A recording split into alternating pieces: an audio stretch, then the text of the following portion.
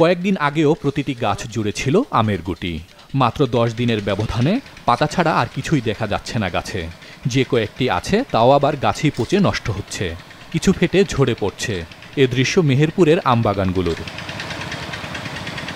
ফাল্গুনের প্রথম থেকে বৈরী আবহাওয়া বিরাজ করছে মেহেরপুরে। গেল 10 দিনে 3 দফা শিলাবৃষ্টি ও কালবৈশাখী ঝড়ের কবলে পড়ে এ জেলা। শিলাবৃষ্টির কারণে পড়ে গেছে গাছের অধিকাংশ আমের গুটি। ঘন কুয়াশা এবং আপনার বৃষ্টির কারণে আপনার অত্যন্ত হপার পোকার চাপ।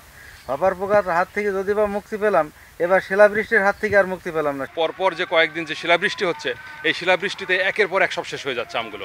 বিশেষ করে গত শিলাবৃষ্টিটা এত ভয়াবহ হয়েছে যে এক একটা শিলের ওজন 100 গ্রাম, 150 গ্রাম, 200 গ্রাম পর্যন্ত হয়েছে। 20 লক্ষ টাকার বাগানের মধ্যে 10 লক্ষ টাকা উঠবে কিনা সন্দেহ। শুধু আম নয়, ব্যাপক ক্ষতি হয়েছে লিচু বাগানেরও। নষ্ট হয়ে গেছে ভুট্টা, ধানসহ জমির অন্যান্য ফসলও। হতাশার ছাপ কৃষকদের চোখে মুখে। এত পরিমাণ শিলা হয়েছে যে ফসলের উপরে যখন পড়ার সাথে সাথে সেগুলো মাটিতে হয়ে গেছে, ধ্বংস হয়ে গেছে।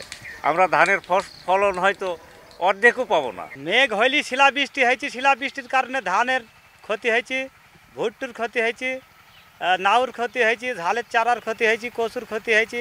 কৃষি বিভাগ বলছে ক্ষতির পরিমাণ নিরূপণের চেষ্টা চলছে। ক্ষতি পুষিয়ে নিতে কৃষকদের দেয়া হচ্ছে নানা পরামর্শ।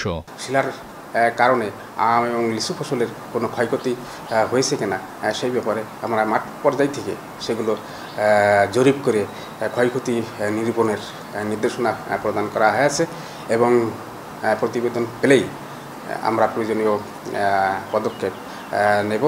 স্থানীয় আম ও লিচু বাগান মালিক এবং কৃষকদের হিসেবে অর্ধেকেরও বেশি ফসল নষ্ট হয়ে গেছে শিলাবৃষ্টি ও ঝড়ে। মাছরাঙা নিউজ ডেস্ক।